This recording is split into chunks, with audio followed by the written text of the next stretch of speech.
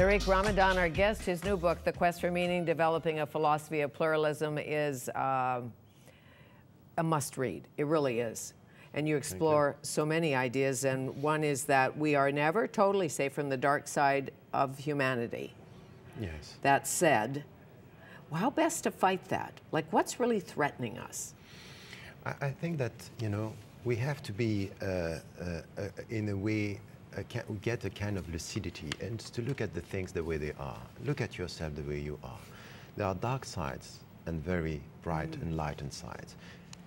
You may like money, you may like power, you may like, you know, to dominate someone else, your wife, your husband, your kids, the world. You have to look at this. And then the point is that if you are just following these trends, this is the dark side. The only way to be a human being is to educate yourself. So this is the difference between being completely emotional. Emotions are good if and only if you know how to control them. And to be a human being is to control your emotions. So what the populists are doing throughout the world today is to play with our emotion. It's emotional politics. They play with our fears, and we are following them, and we are ready to be racist. We are ready to kill people because we are scared, and we justify our racism through this emotional process. The only way for us is educate ourselves, educate our heart, educate our being, just to be able to say, okay, look, I know my weaknesses. Sure. But I know where I can manage things and change the world. So changing the world starts with changing the way you deal with your own weaknesses. Well, there was a day, as you know, in North America when women did not have the vote. Exactly. And in many societies where women are the second class, a society undermines the female, and still does in countries. So that said, it's more patriarchal in the world still today, I think. How do we fight against that? I think that it's completely true. You know, we have in Muslim majority countries three very strong patriarchal societies. And this is something which has to do with cultures, and the way we read our, you know, the Quran and the scriptural sources are through the cultural mediation. And we have to change this by saying that's wrong. But I want all of us, first, to acknowledge the fact that we have a problem with women not only in the South, but also in Canada. If we speak about true equality, we have to look at this. And for the women, not to play the victim mentality. Stand up for your dignity, stand up for your rights, and make it clear that it's not going to be, you know, we are the victims and the men don't like us. And for the men to come together, it's not a struggle, men against women. It's men and women in the name of equality. But this is what I'm advocating within our societies as well as within the Muslim. Sure, but easier for a woman in the West to stand up and shout. Not as easy for a woman in a country that represses women. That's exactly true. But now the point is that we have to come together. For example, I have been advocating, you know, the rights for women within the Muslim majority societies or the Muslim communities in the West. And I can tell you something, that with the same education level, now the women are doing much better than men. So, you know what is happening now in many Muslim majority countries? We have a problem with men, because the old traditional, you know, milestones and references are scattered. So now we have to deal with a problem, with a psychological problem with men. So it's something which is a common challenge. It's a very difficult one. If we are serious about equality, we don't have to come with very simplistic, you know, slogans about equality. We have to look at the educational process. But when punishment is stoning a female to death, then it outrages us, for sure. But if you are that female, what are your options? No, this is not for the female herself to do this. It's for all of us to come and say, by the way, it's for men and women in the classical Islamic tradition. It's not only against women, it's against men and women.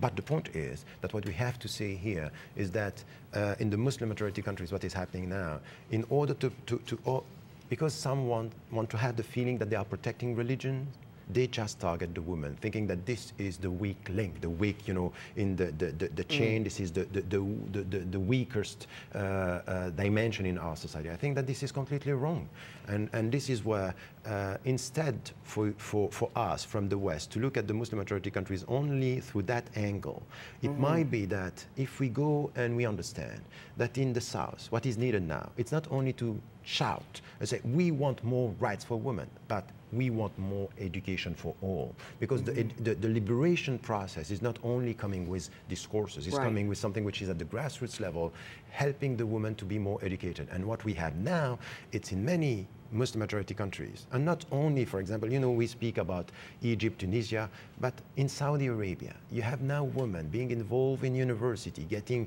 grads and graduations at the highest level. This is the future. This is what we have to support. Right. We need more value for all. Going back to Galileo, the Earth is not the center of the universe. We know that today, but remember when he posited that the Earth may not be the center, and everybody challenged and rejected him, and not everybody, but basically he was condemned. The church condemned him. Yes. The church, the clerical authority. Yeah. So I the think lesson is? Yes, the lesson is that you can't come, you know, what is our common enemy? Our common enemy is dogmatic mind. Is when you think that, you know, the dogmatic mind is not an exclusivist mind, it's a binary mind. It's very simple. I'm right. You know what? So you're wrong. So it's this. So the church was keeping knowledge by saying what is in the Bible is right, so you are wrong. So he was persecuted for that. And I think that for us today, deep faith doesn't mean superficial knowledge and reason. And this is where we need to come with this, which is try to protect your deep faith with very deep knowledge, accepting the scientific knowledge not as challenging your faith, but confirming the dimension. So faith is for the objectives, the why. Science is for the how. And don't come with the how to challenge the why. So this is a complementary process. It was very difficult in the Middle Ages between the church and scientists. Why? Because it's a power struggle. The Chinese, the Muslims, or other civilizations were not having the same struggles. They had other struggles. But at the end of the day, for us today, all the scientists that are going to say now there is no God because science is not proving it, I say, that's wrong. That's not the right way to come and to use sciences. But for all the religious people trying to get something which has to do with creationism, you know, denying evolution, say this is because it's in the Quran or is in the Bible, say, look, you are confusing the fields. You are just using your faith to colonize my mind. It should be the opposite. My mind is to know where I'm heading, but my faith is just to give me light. So light with the heart, direction with the mind. As we seek harmony and peace. Yes, thank you Nice so to much. see you again. Thanks. Thank you you so much.